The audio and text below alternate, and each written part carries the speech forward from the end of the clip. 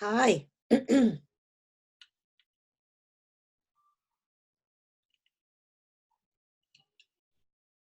Hi, Kat. Hi, Kyle Amber. Hi, Bruce.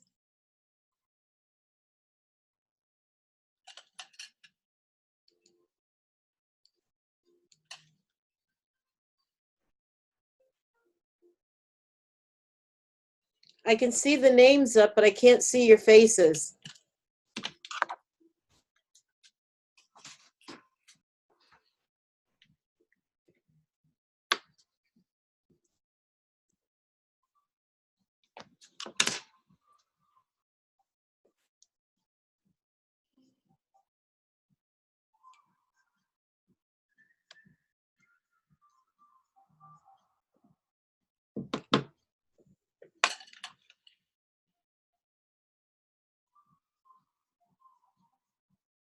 Aloha.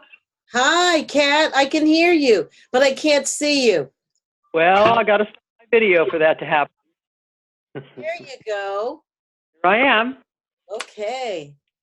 And I think Bruce is on his iPad. He may or may not be able to see us. I hope he can hear us. Bruce, can you hear us? Guess not. Yeah. And then one of the interpreters are on.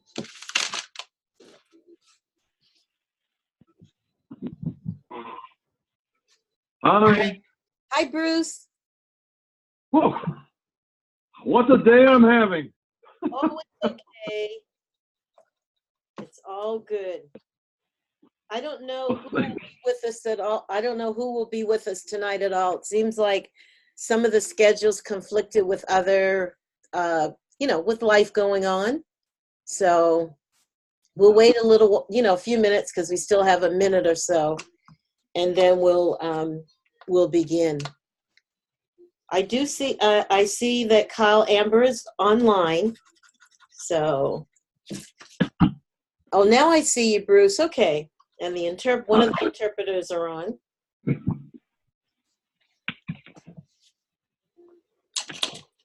So somehow it shows we have 6 on. So maybe there are 2 interpreters and just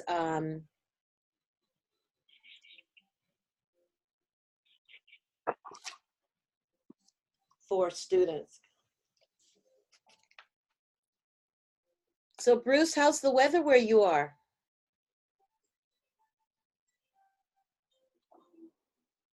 Oh, I can't hear you. You're on mute, I think. Yeah. Yeah. It fits in well with this course, and thank you for asking. We've had some serious weather south of us, and it has just been raining and raining and raining and raining, and it just doesn't want to stop. And so the point is, I don't know what's going to happen. It's been a very cold, very wet. It's almost like England here. Okay, I think that's what our weather is changing to. So it hasn't been that great. Today we had more rain. Tomorrow we're supposed to have more rain. Next week it's supposed to dry out a little bit. But anyway, that's my story. I'm sticking to it. Well, I read today about some hurricane tornadoes, rather, in Ohio that was really, really bad. Yeah. They have had Dayton, Ohio, which is very close to Cincinnati, where we do our residency, had a very bad tornado. Big one came through. And our problem is that all our, because, we're surrounded by water, all our lakes are overflowing right now, and there's no place for the water to go to. And that is an issue. It's just very, and you look at somebody and say, well, this is part of the problem with climate change, and they look at you and say, but that's not happening. Right. So anyway. Well, I still think we can wait a little bit. I know Sharon was going to be here, so I want to give her a little time. It's just 7:02 on the East Coast.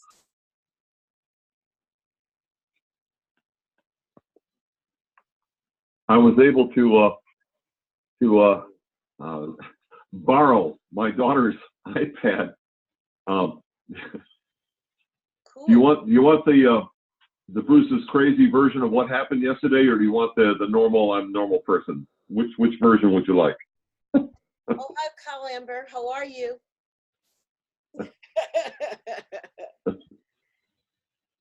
Whichever you would like to share, Bruce. Well, I'm going to wait for Sharon. I'm pretty sure she's going to be here. well, I'll be very quick. I was just going to say, I forget how much I rely on that iPad for everything. Okay.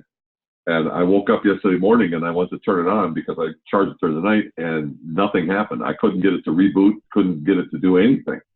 And so I'm running around trying to do things. And of course, a tremendous amount of my work is on that iPad. And the crazy Bruce idea is this, that Memorial Day is a day for me to remember the soldiers that didn't come back with me. And I think they were saying, okay, we're going to make sure you can't do anything but remember us today. So that's crazy Bruce talking, okay? Normal one is the guy looked at it today at the shop where they fix those things and just said, oh, I got to keep this. Okay, and I said, okay. So anyway, that's my story. Right. Well, life just gets in the way.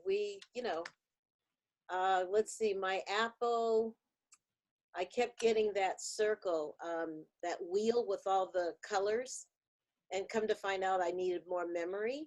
So I went out and got more memory, but it was a little challenge because I had been dealing with it for 3 weeks and I didn't know, what was going on. Yeah. So anyway, it's just things that happen. Well, I guess maybe we should start. It's 4:04, but yeah, whoever wants to start first with the presentation, the gem, what do you call it? The pearls from our takeaway from our class.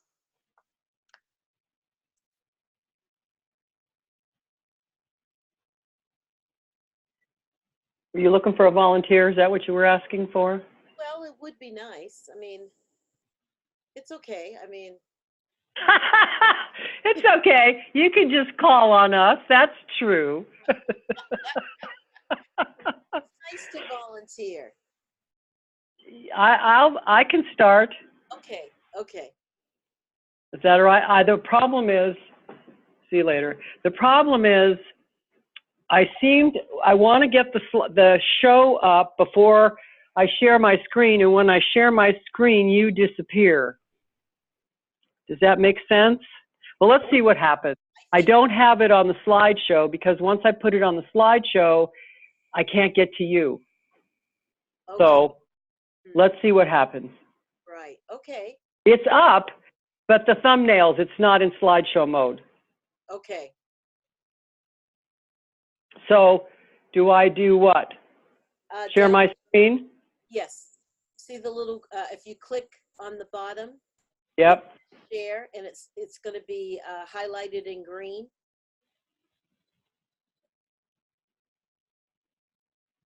Yes, let's see here. Share. Okay. Yes. So you can see this, yeah? You can see it, and you can talk and click your slide and have a great presentation. Okay, look at that. Beautiful. All right, so the name of my paper is Ecological Sustainability, Education, and Social Justice, okay? Not unlike a lot like the title of the course. And my dissertation is about listening and about language and about how we talk to each other and learning how to communicate. And so rather than bore you with Orr's 6 myths and his 6 principles and all the things that are in there that we had to read anyway, and you don't want to read me reading to you, okay? I'm just gonna, and I don't have a whole lot of time, so I'm just gonna share with you what I pulled most from here, I hope in the most enjoyable way, okay? Okay.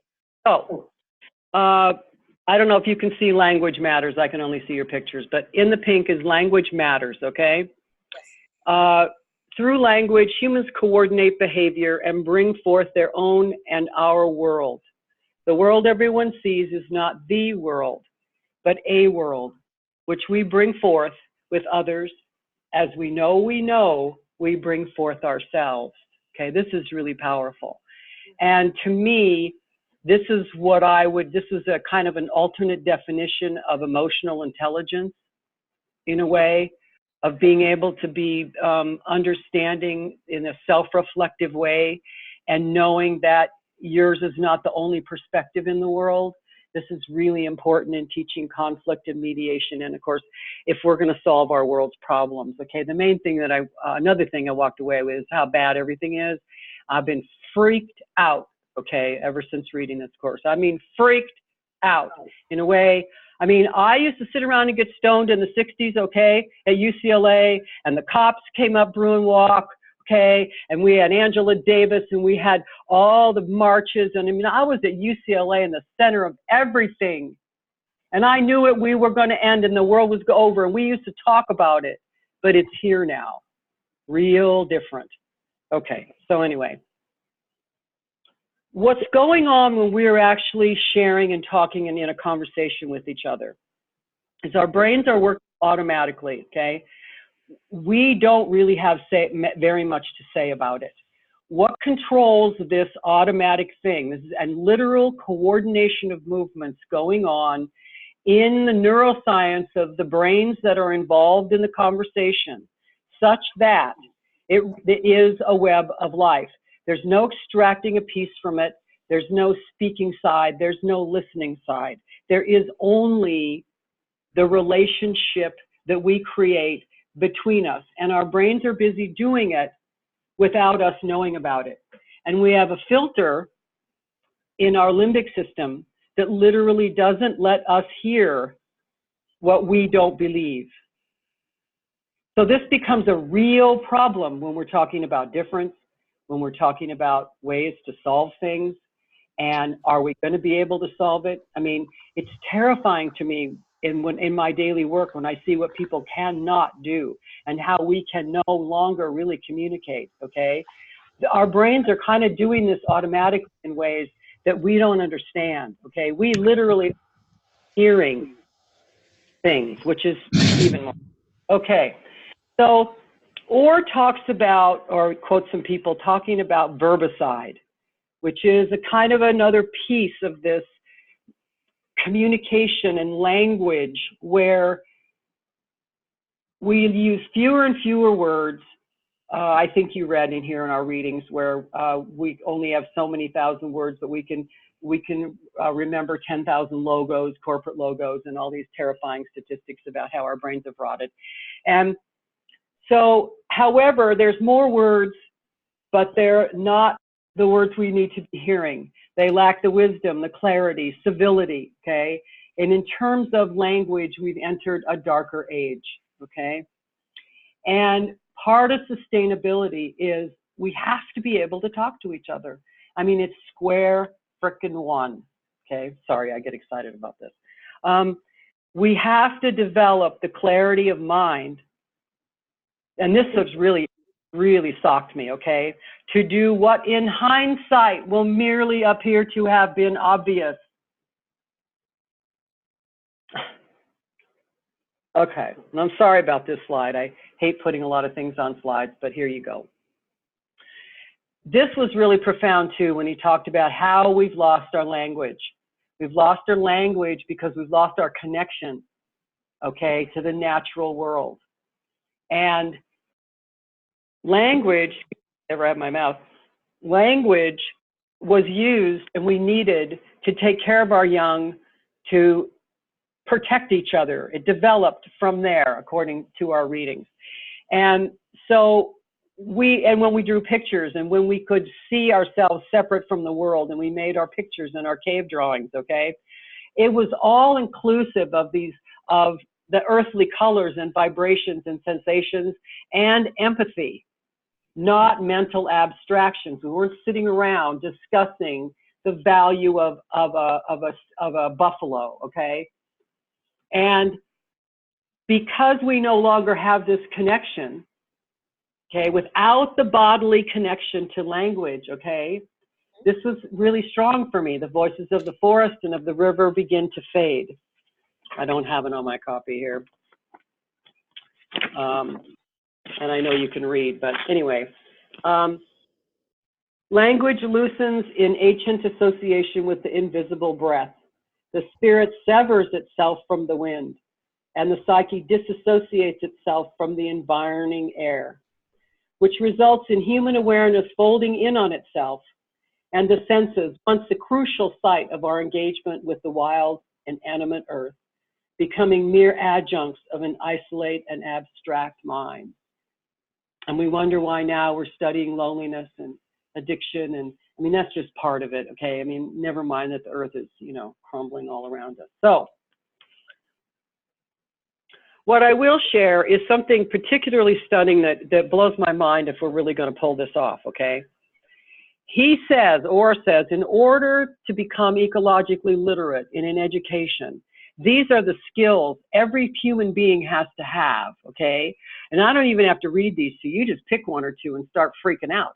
I can't do all 10 of those things, okay? I mean, come on. This is a lot of stuff. And he actually has, you know, hard line, clear principles for how to get this done. Now, you know, I know nobody's going to listen, but I think that it was really interesting. Things like carrying capacity. I mean, who would ever think that that would be something important, or appropriate scale, okay? I only learned about scale from my sister's landscaping talents. I didn't understand that in that way. So this is pretty powerful skills we're supposed to have if we're going to make it, okay? Yike-a-ronies. So, and here, just this is staggering. The only thing that's going to save us is if corporate America decides to change. I mean, the earth isn't going to change, but corporate America has to change, or nothing we're going to try to do is going to be anything more than a pocket of goodness, okay? In my humble opinion, okay? So in 2018, businesses lost $91 billion while they're telling us there's no such thing as climate change, okay? And the annual estimates could go $500 billion. And they're trying to sell us the pablum that nothing's wrong. Everything's fine, okay? So what I really liked about what he said was, there's a fundamental shift going on right now from what is business doing to the climate to what is climate doing to business. I thought that was profound, just profound. And I think it's worth thinking about and start making them some noise, because it is really only money that talks. Now, we're getting close to the end here. Okay. In my world, the haves have us. They have our language, they have the money, okay? They have the power. And the language is the most thing, the metaphors and the things they set up for us to know, and the things they set up to teach us. And they already know. They already know what's happening. They are much more aware of it and have been, you know, since Jimmy Carter, or even before, started talking about it in the 70s. Everybody knows. There's just this like veneer over everything, because all of us are so stupid that we can't figure this out, okay? And then the haves have plans, okay? And this really blew my mind. I got this from McKibben's new book, Falter, okay? Basically, artificial intelligence isn't a technology that's going to help humans make the world better. It's technology that's going to replace us, because we aren't going to be able to tolerate the environmental situation as it evolves. But if they hurry up and make enough robots, there's going to be no more pension plans. There's no need for us. Robots don't care about how much carbon dioxide is in the air. And basically, McKibben is saying artificial intelligence is a replacement technology, okay? So I just kind of, you know, I've been with that ever since I read it, and it just doesn't stop blowing my mind. Okay, in the end, here we are. I would like to suggest that we talk about some ecological listening, okay? And that at the end of Dyson, it's Bobby Kennedy learned and understood 50 years ago about listening to what you don't want to hear. It is a lesson we must still learn today if we are to overcome our differences and embrace a future as bright as our dreams allow. So I encourage you to ecologically listen everywhere you can, and thank you very much for listening to me. Wow, Kat, that was phenomenal. You know, you really engaged with the material and you pulled out, you know, the gems or the pearls, whatever we want to say, that matter to you and to the rest of us. You know what I mean? I hope so. I mean, they have to. That's all we've got It's is all, each other. I embrace that so much. It's all that we've got. And I like the way you talk about the businesses, you know, the haves, you know. These businesses, once they know or once they embrace that there's money that can be made, you know, because you brought up the billions and all this other amounts of money. Once the corporate understands, you know, what's going on and they can make money from it, then there's a possibility for a big change. You know, I do my fingers like that. But in the but in the meantime, you know, the robots are not taken over yet. We can still, No, true. you know what I mean? That's We can still do what little contributing to making the world better, because remember, it's our future generations, it's the kids, the, you know, young adults that's going to pick up and take what we've done. And they who, you know, I don't know this for sure, but in my humble opinion, they might come away with a way to have robots and humans. They might find something that would really work, where a lot of us have been here so long that maybe we, you know, it's just my humble opinion, we've been here long enough, or, you know, we don't have all the components. That's why these classes, such as the one we had this time, opens our eyes up to more possibilities, you know, and that's what we have right now. We keep talking about it and talking about it and talking about it, doing our little part. In my humble opinion, we're making a difference. We're making a change. And I tell you, Kat, it was beautiful. I love the way you execute it. Anybody else have comments for Kat or questions for Kat?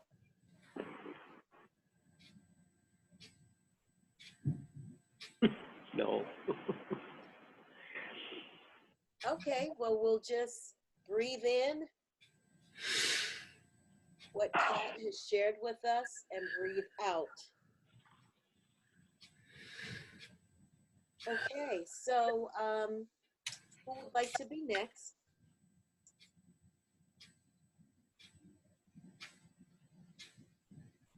Okay, Bruce looks like he's excited and he wants to go, so. My only problem is you've got my PowerPoint. I don't anymore. Okay, I just have my copy of it. Is there any way you can put it up, or should I just do it verbally? The only reason I was getting a copy was to pass on to the interpreters. So if you want to just, because if I share, I could try it.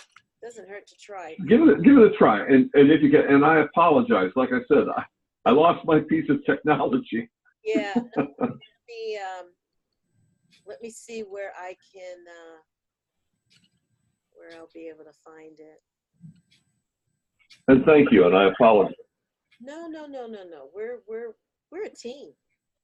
So Oh, let's see where I will find this email. And then I'll put in Bruce here, meaning your name. And then it should come up with something. Presentation. I think this is it, right? Let's see what happens when I open it. Okay. oh. Now, can everybody see this PowerPoint? Okay. Everybody see that?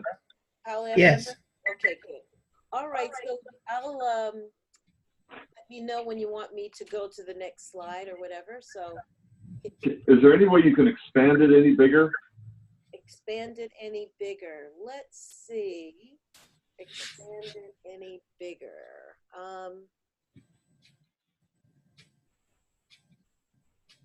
Reading view. Yeah. Hey, Bruce, we picked the same design. That's pretty cool. Oh, I thought it was the most ecologically, sustainably flowing design they had. well, Does this show I any, was, excuse me, does this show any bigger or no? no, not really, but that's okay. We'll work through it. It's just that I can read it and you can get an idea where we're going. And thank you. I really appreciate it. Okay. Okay, let me start by saying this. I said this earlier in the course on some of our discussions online. This phrase keeps coming back to me through the entire, there we go. That's beautiful. I don't know, this is a phrase that Shakespeare used in Richard III, his play about a king who was really not a nice guy. And he basically, the quote goes like this: for want of a nail, the shoe was lost. For want of a shoe, the horse was lost. For want of a horse, the knight was lost. For want of a knight, the battle was lost. For my kingdom for a horse. And I think, to me, it kept coming back to me through the entire course, how the small things that are disappearing can cause us to lose the major battle, which is surviving. And the first part of my paper, you can go to that one that you just showed there. The Okay. first part of my paper, I wanted to have it in 3 sections. And this one came to me too. And I'm not, how can I say it, not taking the Bible out of context, but I think it's very true. And I looked and beheld a pale horse, and his name that sat on him was Death. And following him was hell. Okay? We as a human race face an environmental crisis of monumental proportions. The scourge of war is constantly in the forefront of our lives as different countries and power blocks maneuver for dominance. It's been reported that over 1 million species of wildlife will be extinct due to our destruction of the natural environment. Diseases that, we'll go back one. Diseases that were thought eradicated are resurging due to misinformation about vaccines. Global warming is increasing the ocean levels, threatening over 180 million people with loss of land and displacement. Where are these people going to go? When we lose those species, we better hope we can get genetic engineering to bring some of them back, because they'll be gone. If you look at what we did to this environment when the European explorers and the Spanish conquistadors came to this hemisphere, what they did to it was literally destroy what had been a beautiful environment that was maintained here. And so the point is this: when I say this, I don't want to be more melodramatic, but I'm telling you right now, it really, like Kat, I want to echo what she's saying, is it's very, I can't sleep at night type of worrying, okay? Because what can we do? We can go on to the next one now. The second part was sort of like where I wanted to be here. The only way forward, if we're going to improve the quality of the environment, is to get everybody involved, by Richard Rogers. That's his quote. And I think what's important is, I'm echoing in a way what Kat is saying, okay? Our minds were thinking a lot alike this class. Sharon and I were also thinking a lot of the same things together, okay? And so the way forward can only be possible if you know where we've been. Dr. Flickinger, you mentioned the tornadoes that were down in Ohio. We've never had so many. People forget that. We've had over 300 in the last month. Over 300 tornadoes. Now, we used to have those, but not in as many people, okay? Not as many times as people remember. The ability to change our destructive trajectory is within our capability to implement. We can make a difference. The climate and environment change is a fact. People are still denying that. Unfortunately, our president is one of them. The national perspective must change. The international perspective on environmental issues must change as well. I don't know if you've been following the European Union elections, but the Green parties have really taken a strong lead in the European Parliament, mostly fueled by young people who are truly concerned about what's going to happen in the future. And again, it echoes what Kat has to say and what you're saying, Dr. Flickinger. It's our children, my 10-year-old, who will have to deal with this mess. Oh, go back one. Oh, somebody's pushing me along. Yeah. Okay, there we go. The nations working together can help mitigate the current changes. They will not stop all of it. However, the cooperation of all can make a difference. If we work together, it's the only way we can solve this problem. If we don't work together, we'll be working at cross purposes with each other. In the news tonight, Malaysia, Indonesia, the Indonesian, the Asian countries that used to take our recycled waste are refusing to take it anymore now, which is making us having to deal with our own problems instead of dumping it on somebody else. I feel an international declaration of war on environmental destruction is what is needed. We need to say, hey, we need to declare war on this, because it's the only way we can stop it, is if we all work together and say, we have to do something about it now. Okay, I'm ready to go on to the next one. Okay. And thanks for doing this. Sooner or later, we'll have to recognize that the earth has rights too, to live without pollution. What mankind must know is that human beings cannot live without Mother Earth, but the planet can live without humans. I've said this to my students ever since I started to teach. I used to say this, and I still say it to this day. The planet will still be here. We might not be here, but the planet will be here for quite a while. And we have to be able to realize that we are destroying ourselves by destroying our world. The planet will still be here. It'll be a lot like Mars, but it'll still be here. And so we need to work together, and we have to recognize that the earth has rights too. Okay, next one. The one there, the next slide. This one? The conclusion I'm coming to is this. There is technological abilities to combat the current environmental destruction. The peoples of the world are beginning to understand that their very existence depends on cooperation between nations. When seen from space, our world is unique in the solar system. It will cease to be that way if we do not take action now. Some of the hardest things to do in life is to step back from a problem and take a look at it from a distance and decide where we need to go and what we need to do. It's very hard. When you can do that, you suddenly get a better perspective on where we need to go as a people and as a nation. That's what basically the three sections of my paper that I hopefully will be able to reconstruct are about, is going into it in detail. And do you have any questions for me? Anything you want to ask me? Like I said, I feel like for whatever reason, all our great minds have been sort of going in the same direction this term. And every time I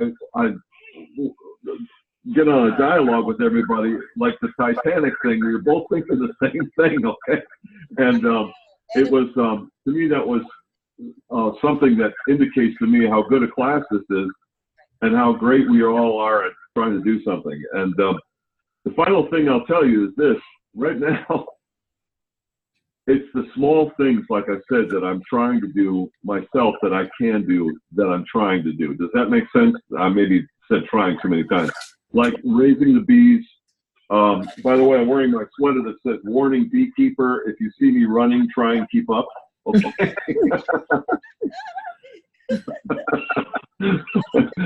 Because when they get angry, okay? Anyway, but, yes, go ahead. Oil and honey, that was in the book. You know, how yes. get angry. I first wanted to just say hi, Sharon, to let her know that we're acknowledging her. Your presentation is fabulous. It is in line with Kat. And talking about the dialogue, when we were talking about the Titanic, I was just typing away, oh, it's a metaphor for blah, blah, blah. And then I just looked up above, and that's what Kat was saying, very similar. So you're right. We have been thinking in systems thinking, systems language. I do have one thing. When I heard that we should go to war or something like that, war to me is a campaign. You know what I mean? We want to rally together and go from community to community to figure out which, meet the community where they are and come up with a strategy. So kudos, it was fabulous, Bruce. Anyone else want to chime in and ask questions?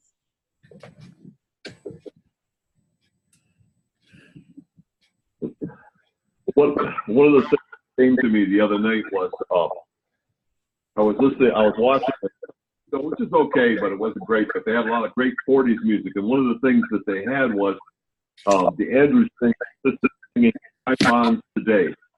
Okay, you know the song about buying. We're all in this together. So instead of saying the credit card will pay for it, we all need to pay for it. And it brought back memories of when I was a child in the 50s and we were fighting the Korean War. I went to school with a little booklet where I paid a dime and I got a stamp that I put in it to pay for the war because we were all paying for it, okay? Because we felt it was something we all need to do. Now, we can sit there and say, I don't know, if you want to go to war, go ahead. I'm not paying for it. Right. And in reality, we are.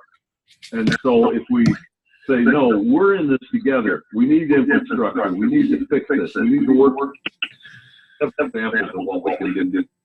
Finland and Sweden and other people are way ahead of us on this. And we can, why reinvent the wheel when we can just do what they're doing? And so the point is, if we all decide to row in the same direction, we can probably make a difference. Anyway, thank you. I burned up my time. Thank you. I really appreciate it. So I guess we can move on if no one else has any questions. Does anyone have any questions for Bruce or comments for Bruce? Job well done, both of you. Thank you. Well, Sharon and you and I got that thing.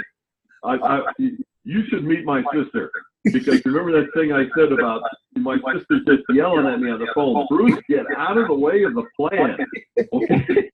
You only got out of the way of the plan, it'd be all right. I said, but Joy, I want to fix it. And she said, will you just?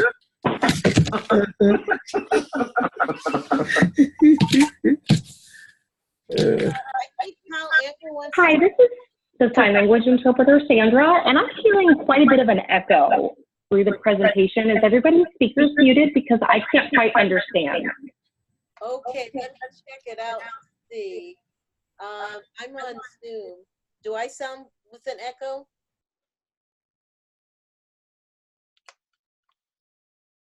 Try speaking one more time.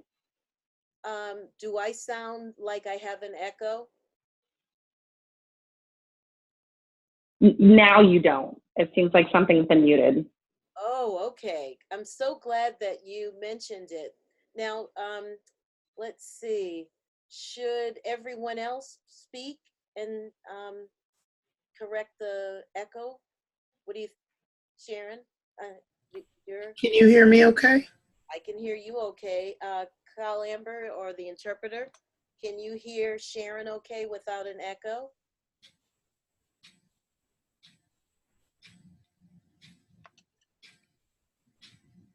I'm sorry, can you hear me okay? I can hear you fine. I just wanted to acknowledge that Sharon spoke and she wanted to know if there was an echo when she spoke. I heard no echo. Okay, perfect. Bruce, do you want to try it and see to make sure there's not an echo if you speak? No, I'm good right now. I'm hearing clear now. It's fine.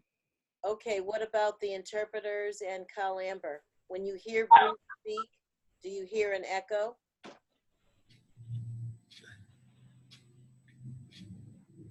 No echo from us. Okay, fabulous. This is Felicia Cody. I didn't hear echo either. Oh, hi, Felicia. How are you? I'm fine. How are you?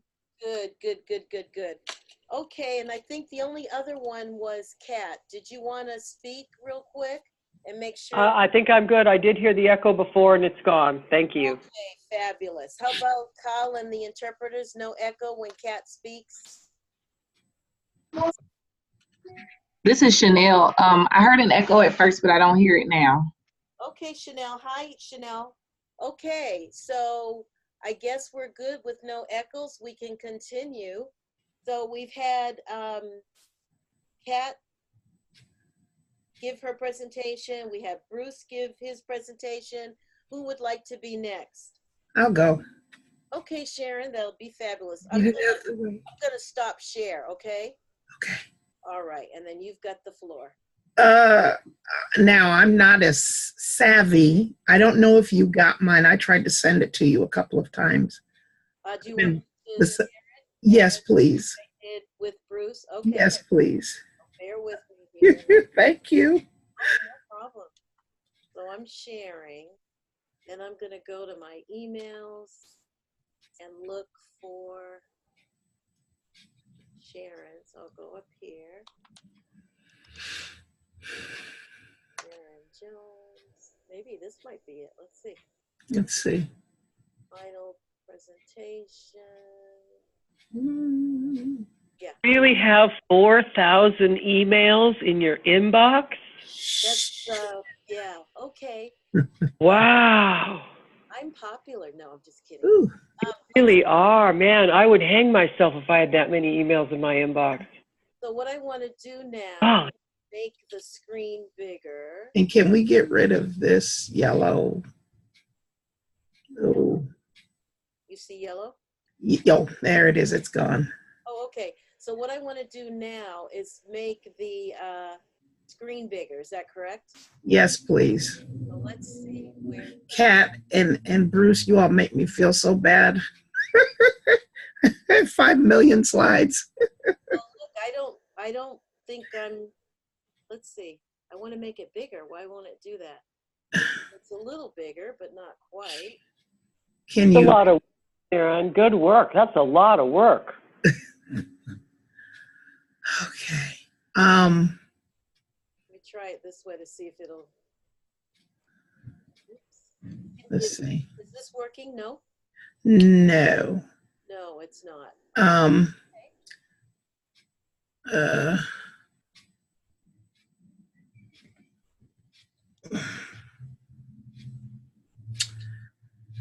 We can work it.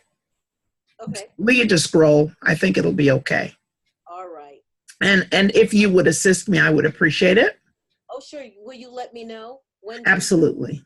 Okay. All right, you all bear with me. So my final paper, I went with something that is really, really close to my heart. And it's also a part of my final dissertation. And as you all know by now, I'm looking at the at-risk kids because it's something that has to be done about it.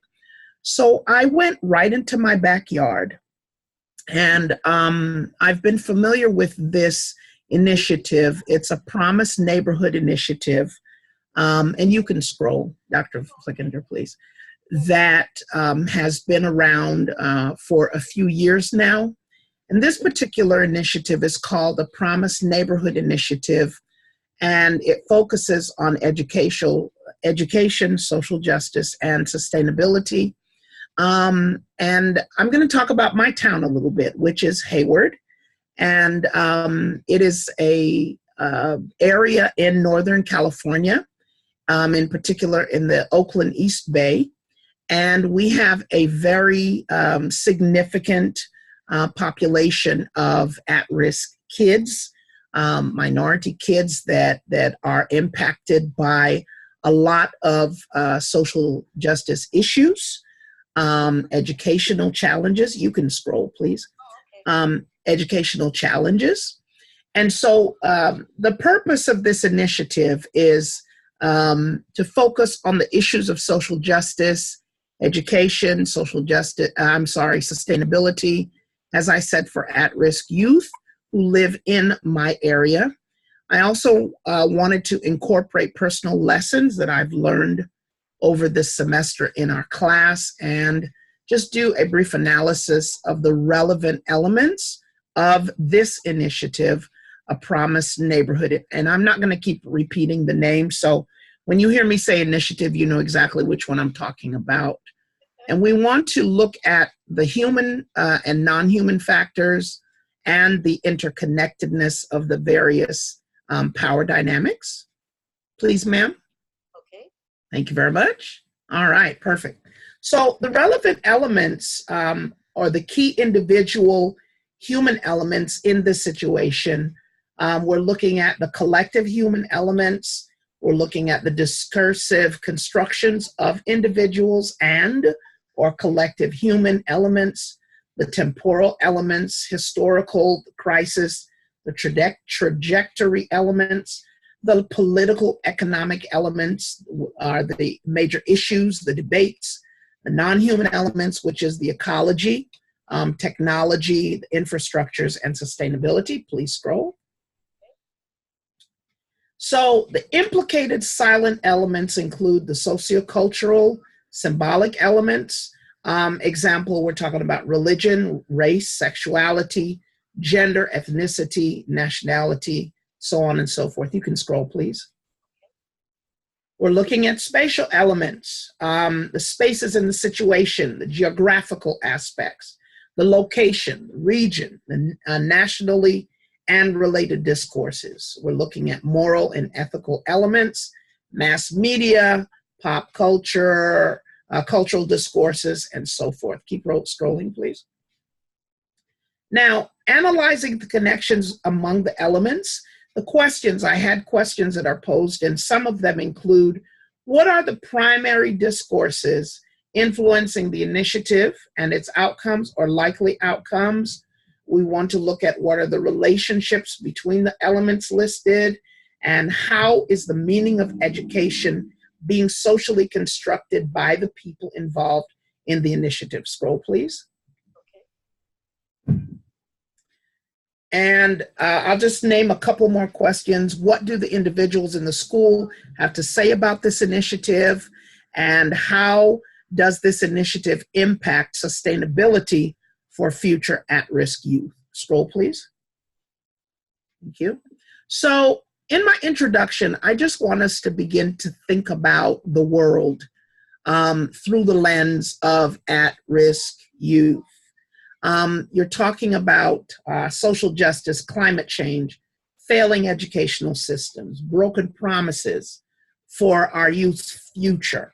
So in our present world, sustainability can be defined in many inner city communities as, and I'm sure this is across the country, but it is very, it is significant, especially in the East Bay, the Oakland, San Francisco, Oakland area, where it's inundated with gun violence, drugs, gang-infested neighborhoods, youth sex trafficking. Hayward has one of the higher populations of youth sex trafficking, teenage pregnancy, children being raised in broken homes, truancy, kids dropping out of school due to a lack of motivation or positive encouragement. Scroll, please.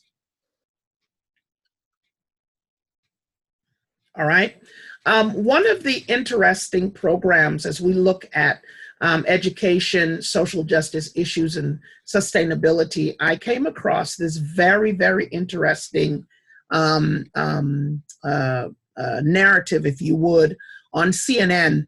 Dr. Sanjay Gupta has a new program, and it's called Chasing Life. And he goes across the world looking at different cultures and how cultures deal with education, with health, with sustainability, and things like that.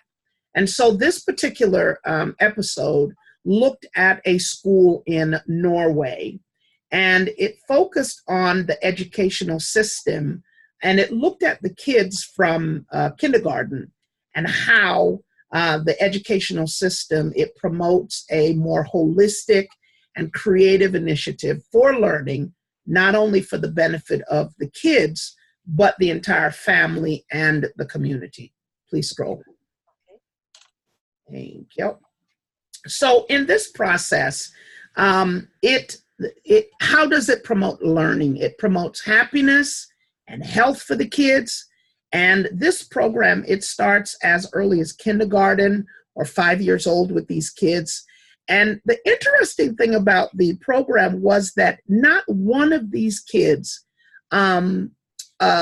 fought their parents to go to school. They all looked forward to going to school every day because their education, it was student oriented and driven instead of how we do it, in the US, where the educational process is teacher and curriculum driven. Okay, scroll please. And so each day, the kids would come to school and the teachers would ask the kids, where do they want to learn? Do they want to stay inside or do they want to go outside? And most of the days, if not all of the days, the children would choose to go outside where they're surrounded by nature, by the elements. And it doesn't matter how cold the temperatures were outside, the kids want to go outside and learn. And the teacher would incorporate the daily curriculum into their teaching. The youth would grasp and retain concepts instinctively. They were free to climb trees and run and explore and examine insects and plants and trees and the elements and its correlation to nature. And the teachers would incorporate the intersectionality of nature with education, with sustainability and social justice issues. Please go. Okay. Thank you, ma'am. And then during recess, the teachers would build a bonfire and they would roast marshmallows and hot dogs and other things. And so the children's entire day would be outside in the elements. And then this pedagogy of learning, what it did was it allowed the youth to learn and to adapt creatively outside of their traditional template filled with boundaries, repetitiveness, and boredom. You can keep going, please. Okay. So just a little bit about me. I was educated in Jamaica and the United Kingdom. And both of the educational systems in both of these countries, they utilize a similar structure to the educational system of Norway.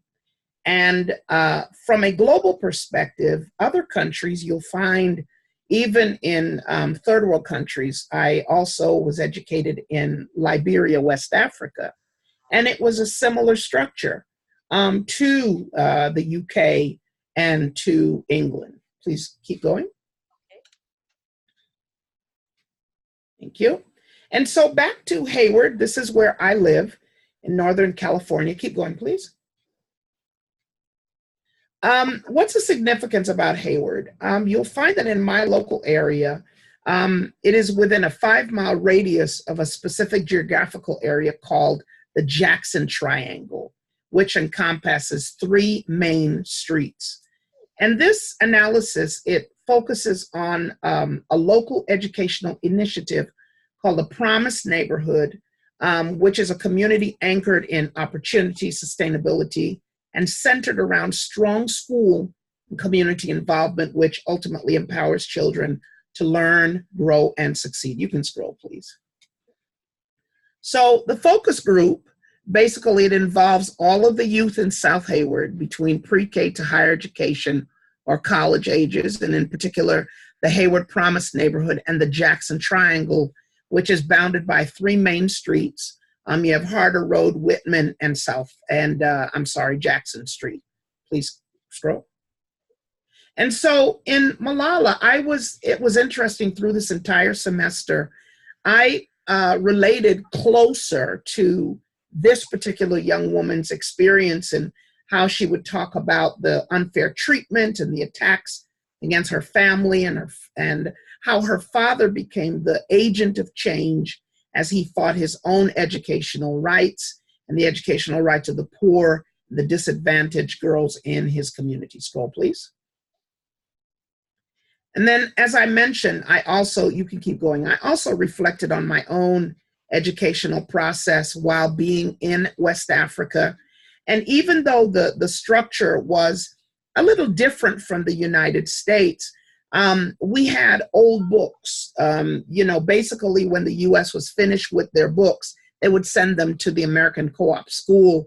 And so I remember in some of my classes, I would repeat the same curriculum for a couple of semesters because they didn't have privy to new books and things like that.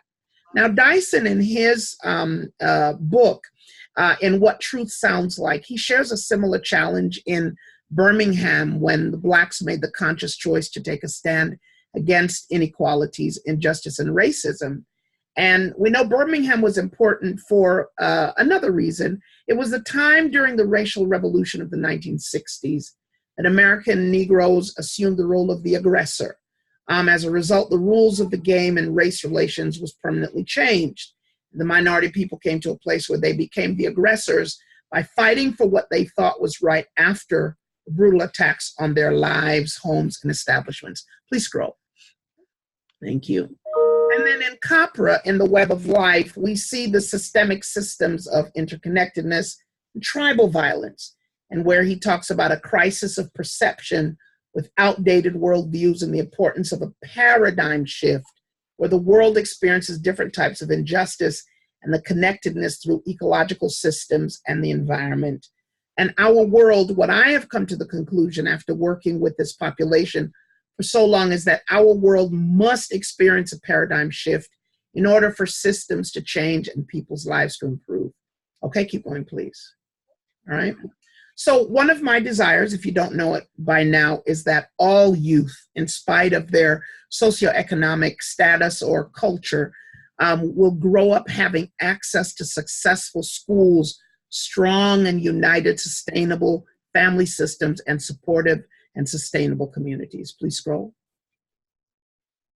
So again, the primary goal of Hayward Promise Neighborhood is that all youth living within this pocket of area, the South Hayward area, they will have access to effective schools, strong family systems, and sustainable community support. Please scroll. So the historical background of South Hayward is that they are one of the most academically challenged inner city neighborhoods within Northern California and the East Bay. And statistically, they possess one of the highest rates of social justice issues, including poverty, crime, drugs, trauma, and gangs, compared to many other inner cities across the US. They also possess a significantly high rate of school dropouts, low test scores, and low high school graduation rates. Please scroll.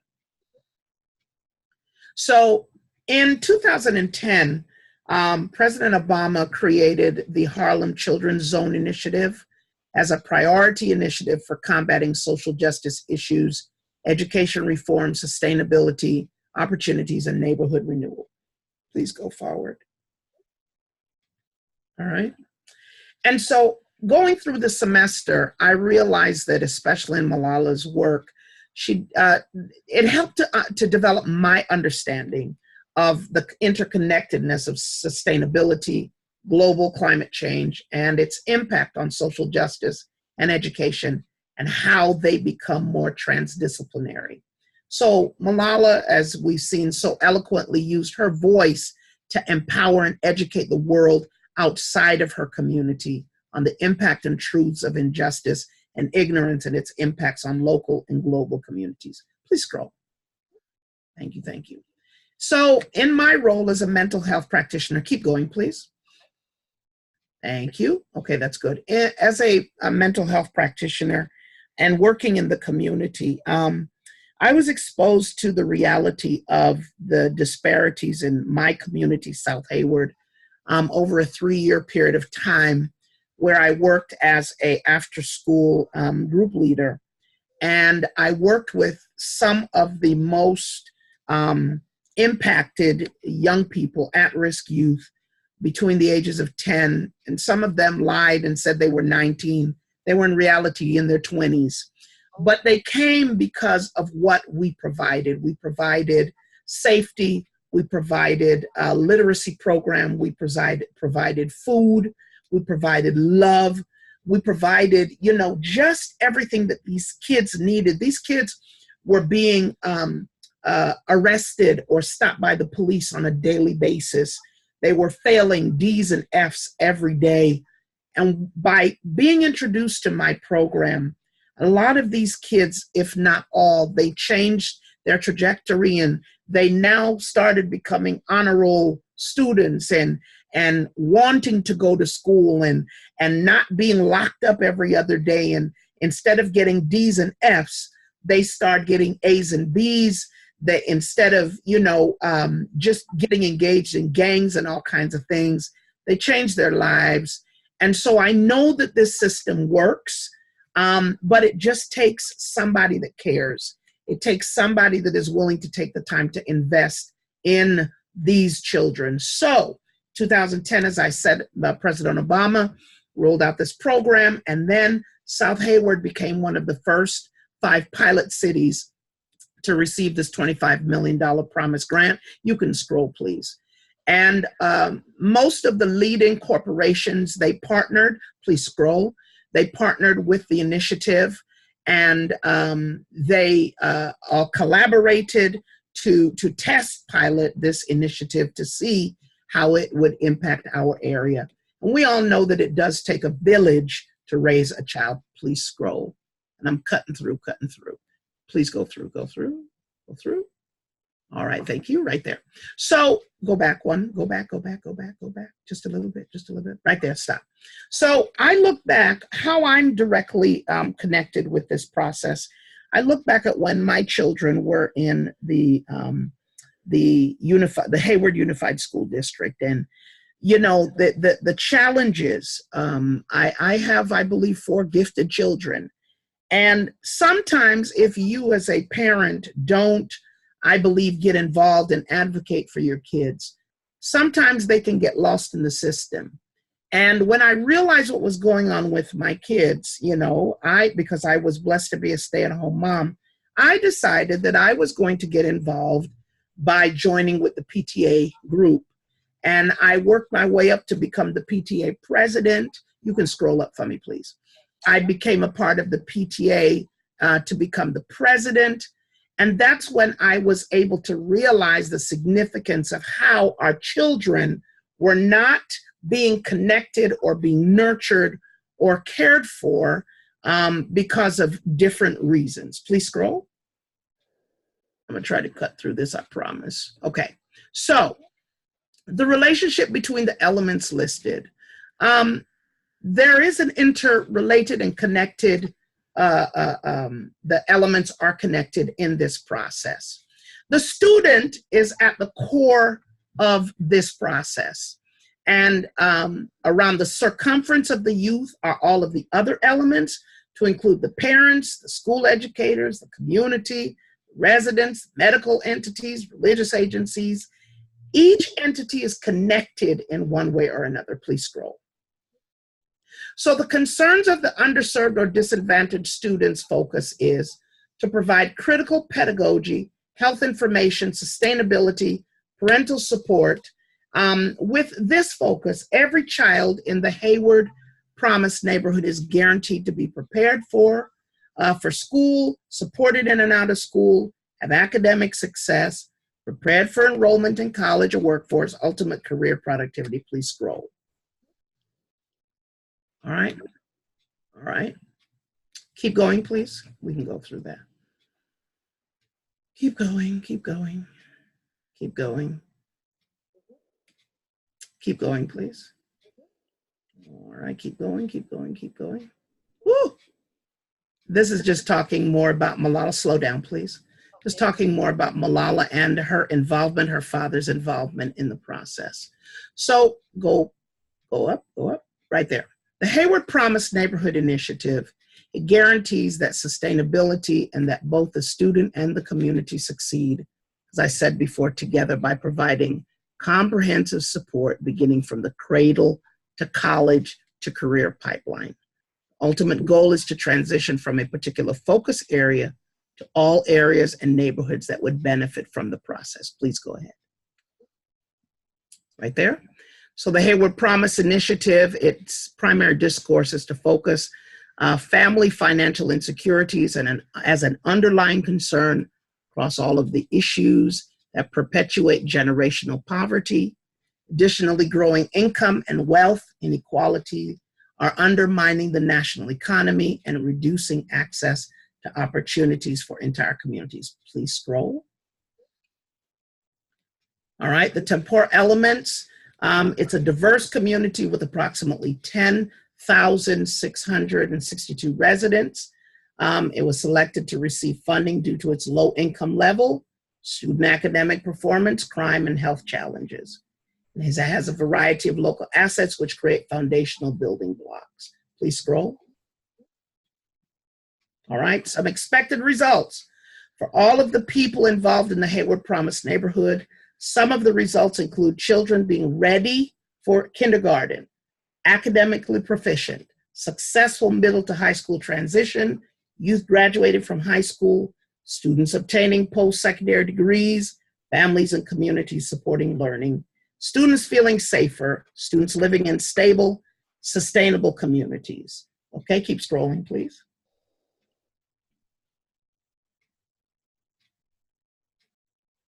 All right, keep going, keep going, keep going. We'll cut through, cut through, cut through. Okay. Thank you, thank you, thank you. I didn't realize it was so much. Keep going. It's fabulous. This is just the research part. Right, right, And right. it's available to read later. Thank you. Keep going, keep going, keep going. Keep going. All right. All right, stop. Go down. As a community educator, so I've basically mentioned how I'm sorry, go back up. Go back up. Oh, okay. Sorry about that. Go, go, go. Go, keep going, keep going. Okay. The other way. The other way. The other way. The other way. Okay. Keep going, keep going, keep going. There's no more. Go back up to this, the third one before the reference. Oh, okay. Yeah, I'm sorry. No, no worries. All right, right there, right there, right there, right there, right there. Stop, please. Okay, so what is my contribution to all of this? I have been working on, and also a part of my dissertation, working on a school-based effective parenting program to include the parents in this paradigm, educational paradigm shift. What it does, it focuses on teaching coping skills for the parents. It supports positive relationships with the parents and the youth. It changes, like I said, the landscape where the kids feel like they're not supported, where they have no future. Please scroll. Where they have no future. And in order to accomplish this, okay, stop there. My educational program, it would provide targeted transitional case management, of which I do some now, mentoring programs, educational support services, and so on and so forth. And at the end of the day, I'll just end like this. The bottom line is, if we can become a bridge for, and Dr. Flickinger said, a bridge over troubled waters, if we can become that bridge to rescue even one child from a negative situation, where a kid can look forward to passing 18, where they don't feel like they won't live to see 18 years of age, then I feel like we will have created an atmosphere where sustainability is in place, where educational opportunities are provided for our children, and we are setting our children up for success for generations to come. And that's the way I'm going to end. Wow, Sharon, this is so.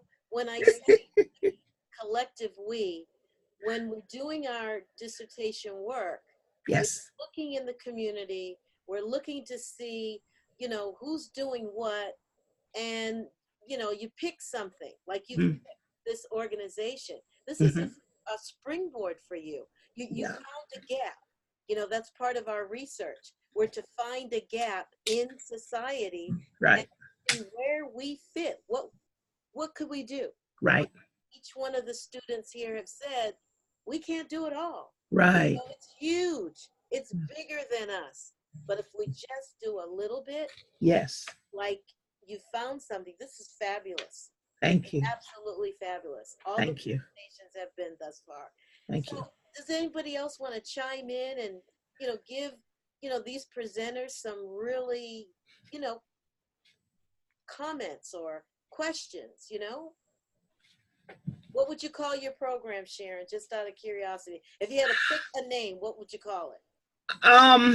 It's actually in place. It's Youthful Voices Speaking. Wow. That's phenomenal. Okay. Yeah. Love it. Yes, ma'am. Miss Cat. Wow, I am beyond impressed. You. Thing to take on. You're an amazing human being for even noticing this intersection, Yeah. and it's an incredible ton of work and love. Thank you. And you, even if it was 10 cents an hour, you can't be. It's more money than there is to pay you. So it's profound. I mean, Thank I you. don't. This is, beyond my capabilities Wow. so far that I can't even put my arms around it. And you're doing it because you want to. And I'm really impressed and proud. And you deserve every bit of, praise and every dollar that you Thank can you get. so much. Thank you. Hope that, you can also, when in your spare time, cutting this down into pieces that people can understand, taking this and go out and duplicate, Thank you. Absolutely. Absolutely. And I'll just say this real quick, Kat, and the rest of the class. This was a gift that was just dropped in my lap, and I didn't see it coming because I was introduced to it. I believe God tricked me. I got this job. It was 1 hour a week to empower the incarcerated population. And the same week I got hired for 1 hour because I had a full-time job and I was in school. The director said, you have something that my kids need. And the rest is history. Wow. And it started with, I got 5 kids when I started. And within a year, it was 45 kids every week until we had to start turning kids away. Uh-oh. And so, it found me,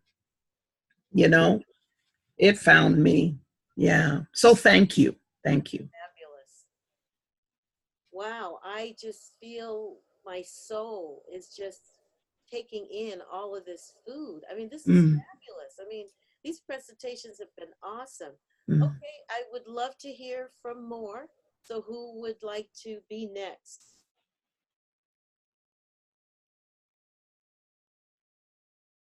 As we take a moment to breathe in Sharon's presentation, and then we breathe out for someone else to give us the next pearls from this class. Can you guys hear me?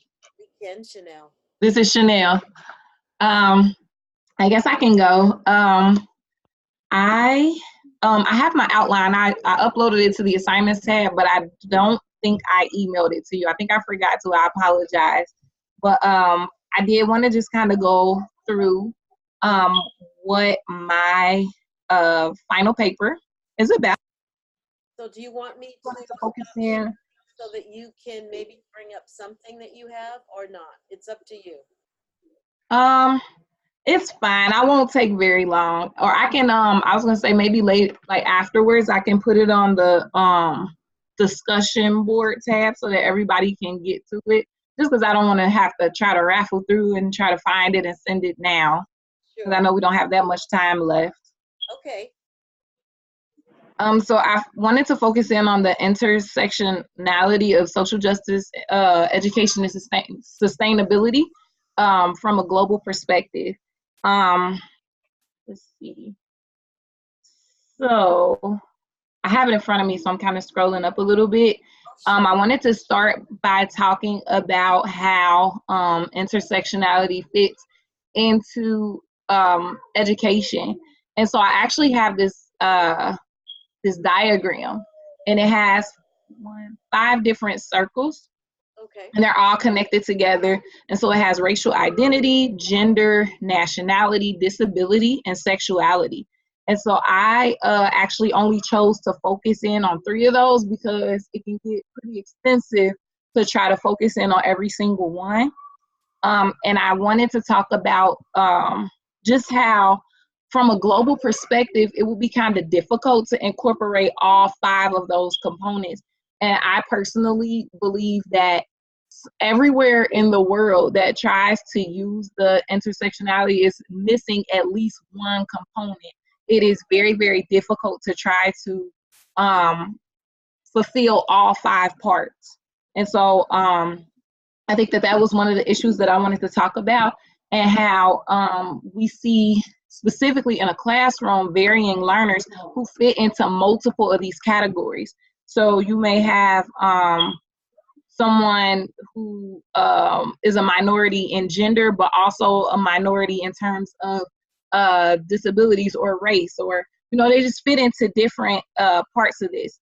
And so what I wanted to do was talk about race, gender, and disability or special needs, and just what experiences people have had from past to present in terms of discrimination, in terms of education and social justice. And so focusing in on the race piece, what truth sounds like.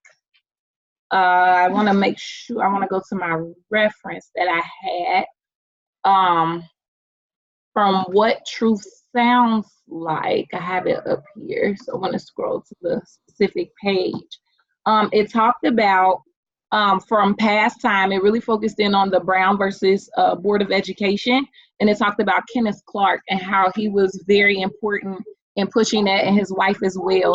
And so for past racial discrimination in education, I wanted to go more in depth on that and just how it was a major issue in times past.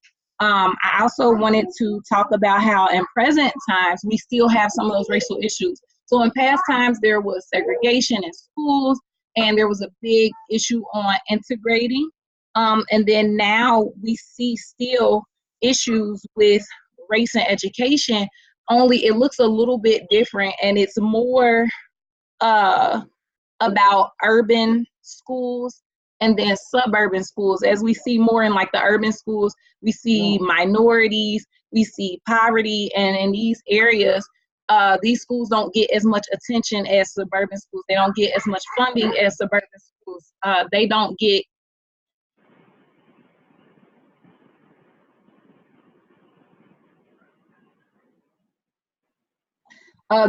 as much funding, they don't get as much resources. And so it causes a barrier for minorities in receiving equality in education. And then as well as gender, looking at it from a global perspective, even looking at it in terms of varying religions, cultures, practices, as we saw with Malala, how in other countries there are gender stereotypes, there is child marriage, different beliefs as far as women and their roles, and so they don't get equality in education. And a lot of times it is not expected for them to go to school at all in some areas, and so they miss out on some of the opportunities to learn as a male would. I even looked at gender-based violence and just the enforcement of different laws in different countries. Like we saw when we were reading about Malala, and how when the Taliban took over, they enforced these laws that said that women weren't allowed to receive that education, and just even how in today's time, women in different parts of the world are treated unfairly and are not given the proper education. The third part that I had was disabilities and special needs. And this goes on 2 different parts of the spectrum. I wanted to look at students who have different learning disabilities, as well as students that are gifted. Like Sharon was saying, that she noticed that her children were gifted, and sometimes those gifted children don't get a proper or equal education because they get kind of set to the side because, and I'm an educator, so I've seen this all the time, oh, they know the answers already, or they know what to do already. And so then they become bored, they're not challenged, and then they're not receiving the proper education in comparison to the students in the classroom who are considered what we call bubble students, or those students that are kind of in the middle. And then, like I said, those students that have learning disabilities, they get kind of left to the side as well, because sometimes the teacher doesn't know exactly what to do to help them, or doesn't want to deal with the struggle that it can be sometimes in helping those students with special needs. In past times, we've seen many students that had learning disabilities secluded. They were taken out of classrooms, they were put in their own classroom, and they weren't given the proper education. In today's time, we're seeing more inclusiveness, but myself as an educator and watching this come into play in many classrooms, those students still aren't getting what they need. And then I also see the other piece of that is the money factor. And so a lot of schools will take these students with disabilities because of the funding that they get for having students on IEPs, but then they're not properly in ratio by having paraprofessionals or a special education team that can properly help them.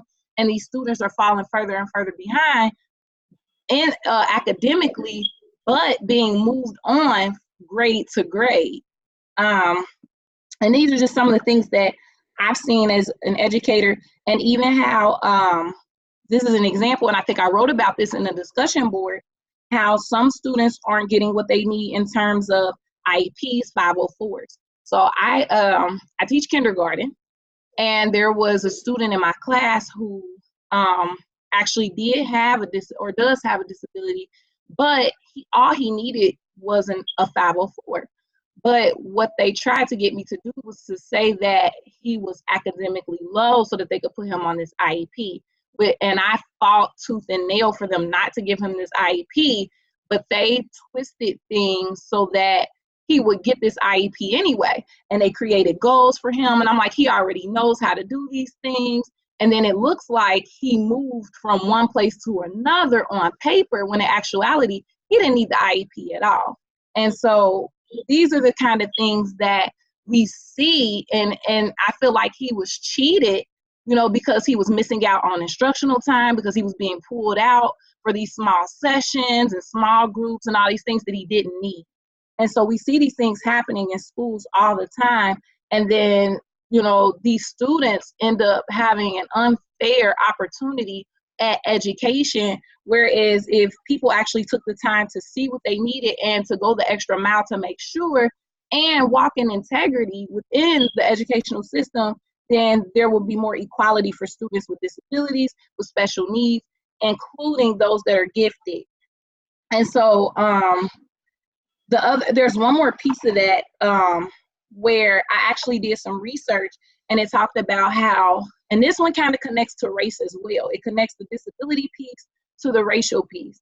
One of the things that I found, and I actually did a little bit of studying on this before, is about how there are more African-American students with disabilities who are being suspended from schools for their challenging behaviors versus Caucasian students, which is another one of those factors. And so there's the race and equality in education, as well as the disability piece. There was a report called Disabling Punishment, where they found that nationwide, for every 100 students with special needs, Caucasian students received 43 days, whether it was in school or out of school suspension, whereas for African American students, they received 121 days of suspension, whether it was in school or out of school. And then specifically in California, you see like another huge difference, where with Caucasian students with disabilities, they received 31 days of suspension, whether it was in or out, versus African American students that received 82 days. And so these are just some of the differences that we see in how African American students, even when they don't have disabilities, if they display some type of challenging behavior, we see more of those students being suspended from school rather than having some type of behavioral intervention to keep them in school and keep them educated. And so these are some of the things that I talked about, and just wanting to find a solution that brings about equality for those who are the minority in race, who are the minority in gender, and who are the minority in terms of disabilities and special needs. That's fabulous. And your statistics are really good. Here's what I'm noticing. What I'm noticing in California. So originally I'm from Boston, Massachusetts, okay, on the East Coast. And you had city and you had suburbs. Out here in California for the last, I don't know, maybe 4 years, it's city and it's urban. So instead of it being suburb, they're calling it urban communities. So there's a, change in language, just with those two between urban and suburban. Now, Right. with the, so you found the gap in your research, and that's beautiful with the work that we collectively do when we are researching our dissertation. If you were to create or think about a small solution, how would you, what would that look like for you? You know what I mean? What would that look like? What would you do? What small thing could you do? You're kidding. It's a little bit difficult to think about with all three pieces connected, but I can definitely think of one with each individual group. So with race, as far as race, just engaging students and educators and culture. Because one of the things that I found, even in the school where I work, is some of the educators or some of the people who work in the school don't have very much experience with other cultures. And so sometimes they'll make stereotypical comments, racial comments, not intentionally, but just based upon the way they've grown up or what they're used to. And so just finding ways to engage staff and students in culture, bridging the gap between differences. But it's very difficult as far as the other piece when it comes to funding those schools and making sure that they get what is necessary to help push those students, because that's a little bit above me. That goes into the government and the funding that they put into the urban schools or the schools where there's more minorities. And so that part is kind of difficult. And I think the same thing with gender. It can be difficult just because it varies among cultures. And so it might be easier here in America to try to put something together that would help as far as women and inequality in education versus somewhere like where Malala lived.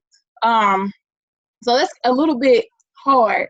Now with students with special needs, I think that that's really just a matter of collaboration between teachers and administrators, because sometimes they think that they know best when it's the educator who actually works with the students and they know their students well. We see these students every day. We work with them every day.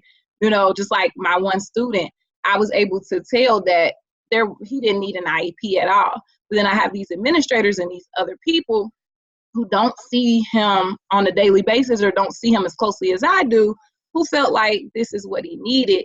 And so just more of a collaboration and allowing everyone to have a voice. And I think that would kind of help bridge that gap between those, and then holding the level of accountability.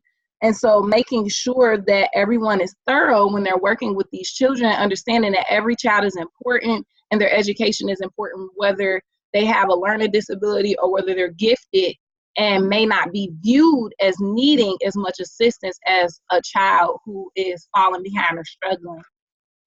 Is this going to be part of your dissertation as well? A small part of it will. Okay. Mainly, I think the part with the special needs more so than anything. Okay. So you found a gap and you're going to take a small piece of what you can do. And I think that's great, because we're all noticing that these problems are huge. They've been here before a lot of us were born. But now that we're here, we can do a small piece. And thank you so much for your presentation. Anyone else have anything to add to Chanel's? Giving her great comments. We'll go ahead and breathe in Chanel's presentation, and we'll breathe out. And so who would like to give her some encouragement to her continuing with her project, or questions, or we can move on, whatever you all like to do. Chanel, this is Sharon. I just want to say thank you. As you were talking, I immediately saw my grandson, of who I've talked about in this class quite often, you know, being one of those that if you're not careful, they'll put a label on him as a minority student. And, you know, they want him in a D school. Take him out of the A school and put him in a D school because he's different. But his father, and I'm so grateful, is adamant about him staying right there. So what does grandma do? I get a tutor, and she comes twice a week, and she works with that little boy, and he's keeping up because they kept taking him out of class to put him in the special class where he's missing out on, you know, the learning with the other children. So I just want to say thank you for being that voice as a teacher. I really respected what you presented today.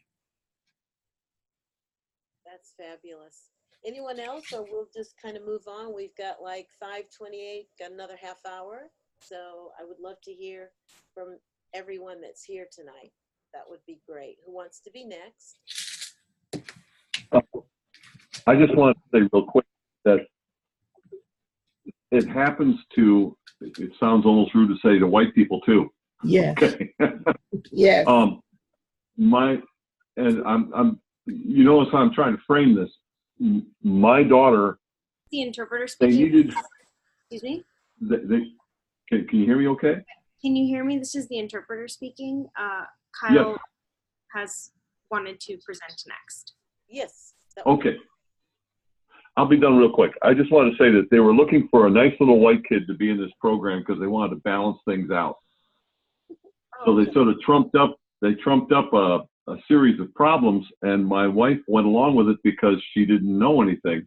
And being the old educator, I went and said, wait a minute, you're not going to do this because this will follow her for the rest of her life.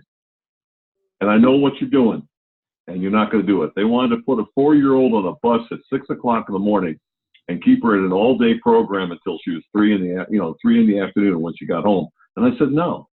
And that's what you have to do. Sharon was doing the same thing. You have to advocate. You have to look and say, no, look through the system of what the system wants and what really your child needs. And that's all. But I wanted to say thanks. That was a good presentation, too. All of these are great. Yes. Okay, Kyle, you've got it. We are ready for you.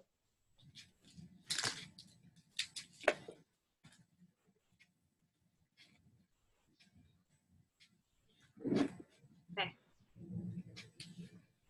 So I don't have a presentation or a PowerPoint, really. It's That's okay. I just wanted to show you an image that I think really comes from the heart and means a lot of things. And I think that it speaks to a lot of what we've learned throughout this semester. Okay. Let me just get it up quickly. I want to make sure that you all have an opportunity. Can you see the image? No, not yet. You have to press the green button, share, and then we'll be able to see it. See at the bottom? Your interpreter can click on it. Oh, now we see it. Fabulous. Thank you. Great.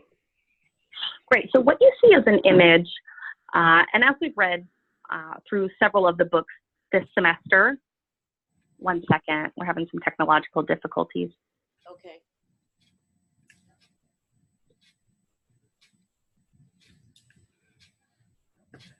I'm so sorry, let me start again. My image froze. So the image ties back to some of the books, specifically The Web of Life. This is a tree and an image of a tree. And it's a visual representation of what we and each person in class has brought, our experiences, our understanding, our own biases that we bring to the table, those passions, all learning from one another has created that growth within us. We have a shared knowledge. And I see this image as being really aligning with that cycle of life, the life and death of things, plants growing and dying and something new coming from that. I think that this represents a social justice framework. And when we're looking at it from that lens, it means a diversity of people. And each person has their unique lived experience, ethnicity, race, gender, sexuality, all of those different elements as they tie into social justice is what can bring everyone together, is what we can use as the common element to bind us in order to create that equality. Because when we talk about creating equality, we have a very hegemonic society, and it's run by those primarily able-bodied, white, middle-aged, wealthy individuals, those people who haven't ever had to worry about social support systems, social support, navigating the social support system, the experience of being marginalized, that necessary support. As Sharon was mentioning, she talked about being a teacher and the experience of that. And Chanel called something wrong out in the education system, saying that financing is, and the money that's allocated to schools is not given out in an equitable way. And these are things that historically people have just started to overlook. But now we have those people in place with the passion in order to identify those issues and represent them. And I think that that is shown here in this picture through growth. It's a small percentage of those, if we're looking at those who talk about creating a difference, those who are standing at the forefront of these causes, have a certain amount of privilege. Us in this room together now have a certain amount of privilege. We get the privilege of listening to one another, of getting to work towards the goal of change, the privilege of getting to listen to other great people. And then at the end of the day, I close out this conversation and I go about my life. I have the privilege to be able to do that. And I think within this image, I wanted to represent that growth and tie it back to the web of life and our reliance on our federal system and our nation to help provide support. And it needs to be cyclic in nature, right? So how are we going to give to it in order to grow it and work together? There's a limited amount of knowledge. We want to create and give birth to a system that's not divided, but that is created with social justice in mind, and pull together those different fragments and try to piece them back together into something more collective. When we have that collective space, that's where we can start really getting to the ecology of it all. The picture is in black and white because that's how the system operates. A very binary system. And I think that overall, social justice education is a sustainable version of education. And I think that it begins with those of us who take our introspective moments and realize our privilege, realize our bias, realize those things, and use them in order to contribute to that equality. And make sure that those who don't have a say are spoken for. Who's speaking for those in the margins? And we don't want those speaking for us who haven't experienced life in the margins. We want to, one second, interpreter clarification. The Demanic narrative that they think they know what is best for us, or what is best for society, or what is best for the climate. Ultimately, those people haven't been doing a good job to date. And so I think that it's time that we take over the reins, and it begins with us. And that has to start with social justice education. That leads to the sustainability, where we can get to a point of collective, we can care for ourselves, our others, and Mother Earth. And that's it. Wow, it's fabulous. I mean, I love the image that you have put up for us. We're privileged to even see that image. It's black and white, and it's just, it does represent the tree. You're right. You know, it's beautifully executed. And the other thing that was pretty potent in your presentation is that we are in this together. We come into whatever it is with the thirst for knowledge. And also, you're right, we do come in with some biases.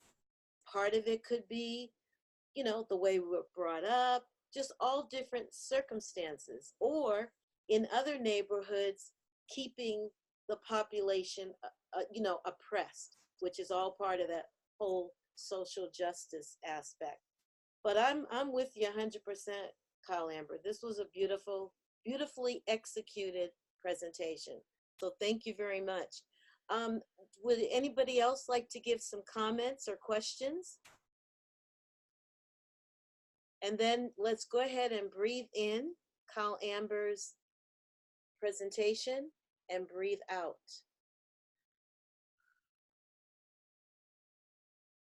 And who would like to be next?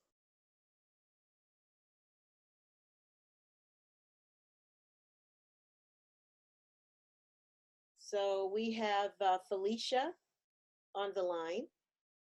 Would you like to go next, Felicia? Sure. Okay. Sure. Okay, just 1 second. I gotta get my son in order. Hold on. Sure.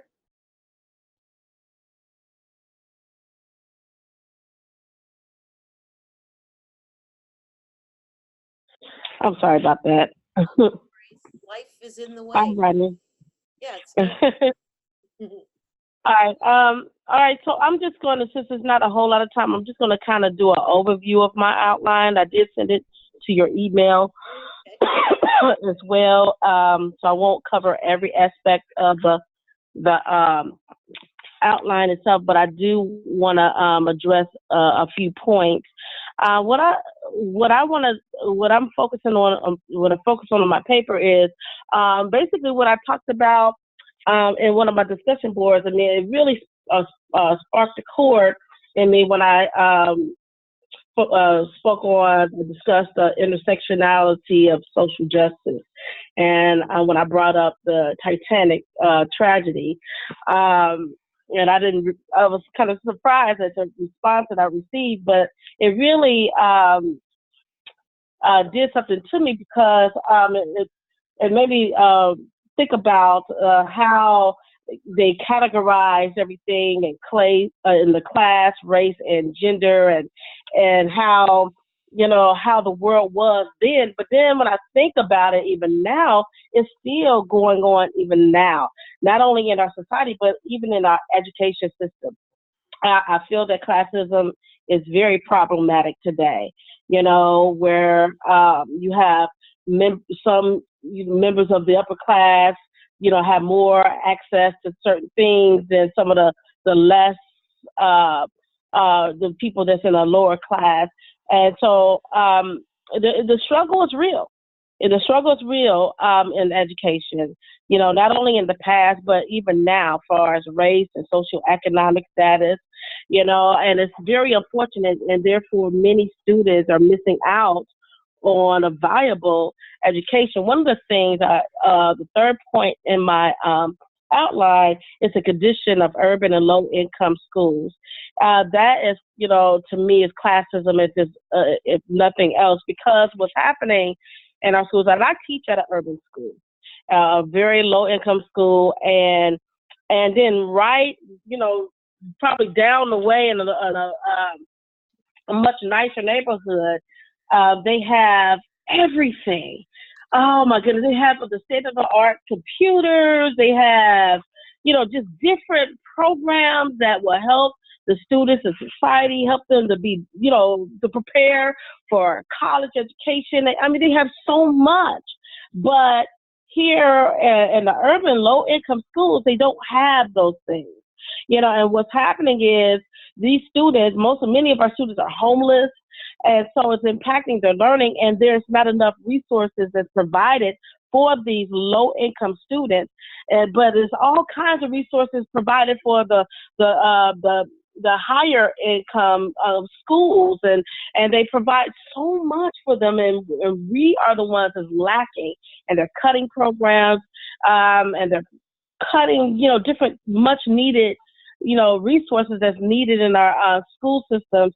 And I find that, just so sad. And then on top of that, the curriculum, because of the, these schools are just kind of like the low end of the spectrum, the curriculum is not even the main focus. The main focus is just test. In our school, literally, it's like just in like 8 weeks, we have been testing back to back. The first couple of weeks, it was practice tests. And then right after that, it was testing all week long for like 8 weeks.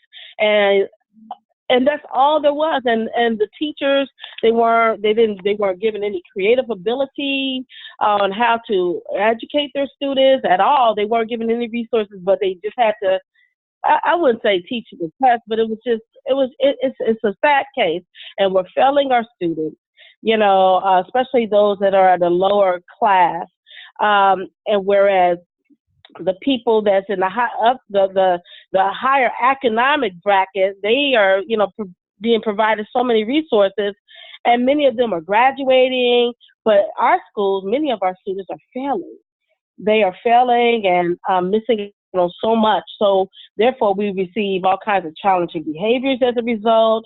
And they're lacking supplies. Oh my goodness, lacking so many supplies, and it's hard to get them to where they need to be because there's not enough funding for them because of where they are economically. And I don't think that's fair.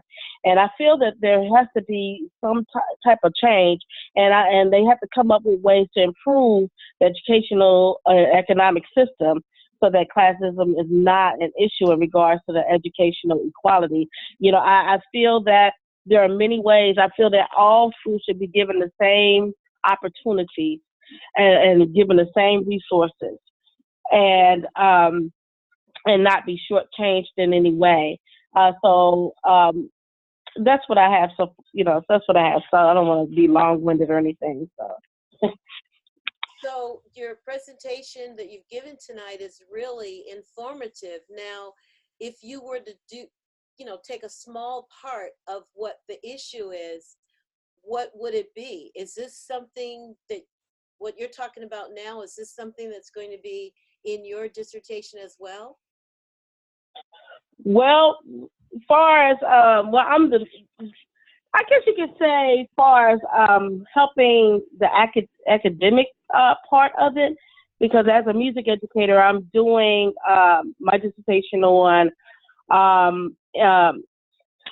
integrating music across all curriculum and to help the academic progress in the schools, because what's happening is in many schools, music is just all by itself, and that's it. But it's not used across the curriculum to aid in academic success.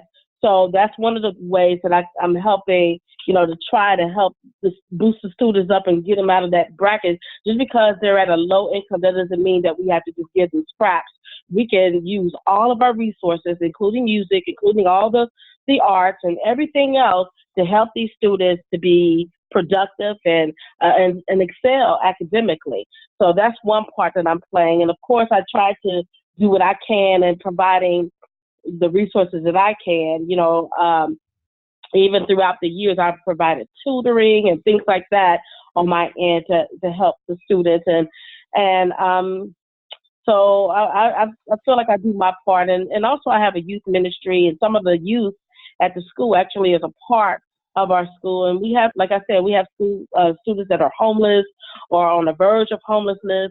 And so they have actually been a part of our youth program as well over the time. So I try to do what I can. No, it sounds like you have, you know, what I've been saying to the other students, you know, you found a gap in society where you can, you know, be that bridge to initiate something. So that, you know, and it's music. Music can be a very fulfilling thing to do, you know, especially with all the things that are going on. Just a little bit of time to just have a little bit of music in their life.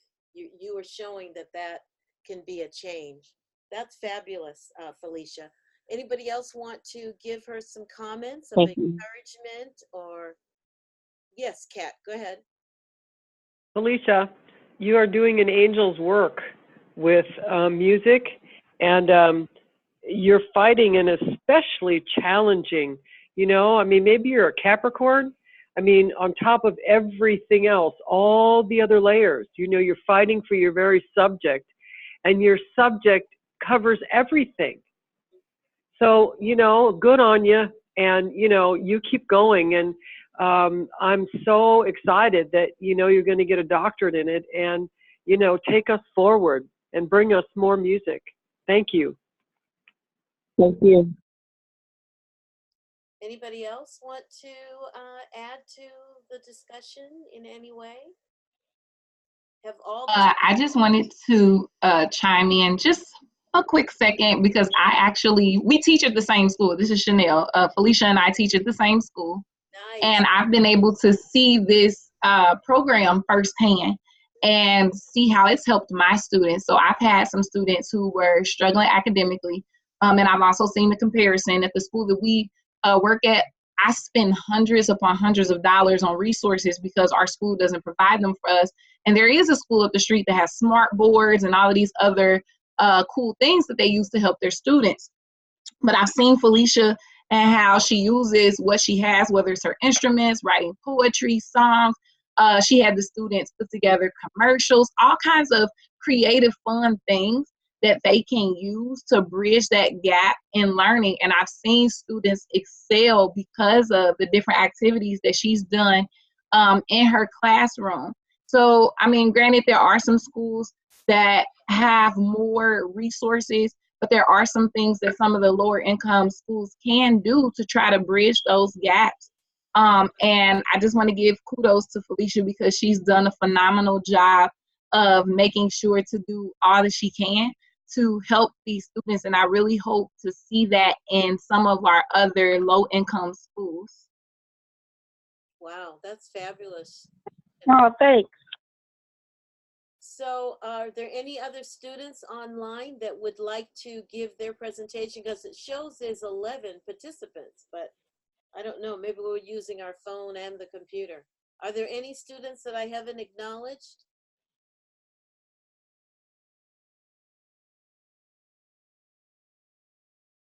Okay, well, no one's answering, so I think we're good. I mean, we need to, let's breathe in Felicia's, yeah, we did that already, I think, right? Didn't we breathe in Felicia's presentation or not? Well, we're going to breathe it in again. Let's breathe in her presentation and exhale. Okay, so I just want to say I've had, it's a privilege that I've had the opportunity to be in the same space with all of you. It's something that I can take with me forever. And you have my phone number. You know, text me every once in a while or every day if you want. Just let me know how you're doing and how your work is going with your dissertation.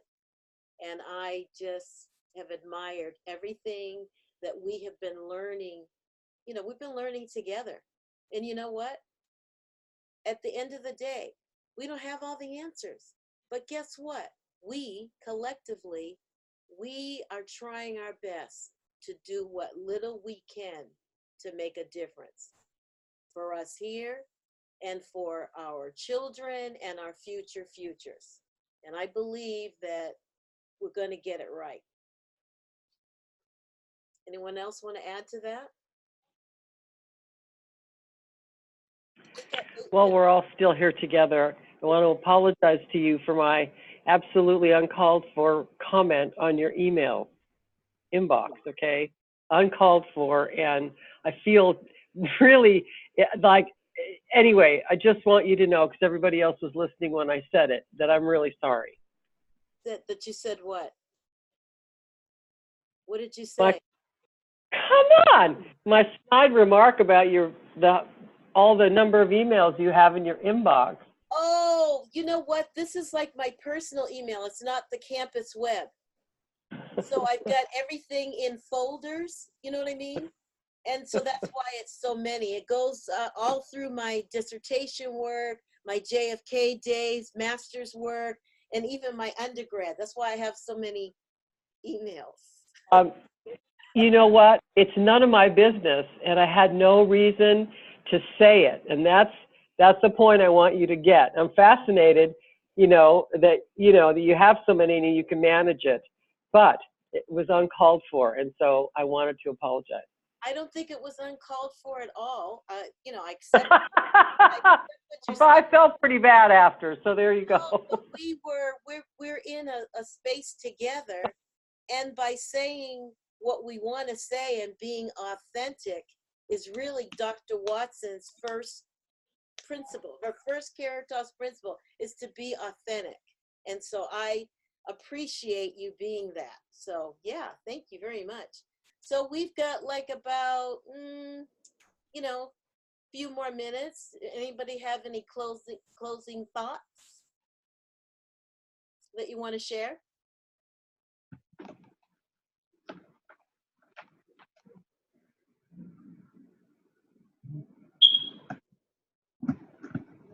Okay, well, I think that we've had a wonderful time together tonight and during this our semester. Thank you very much. We can end our session. What do you think?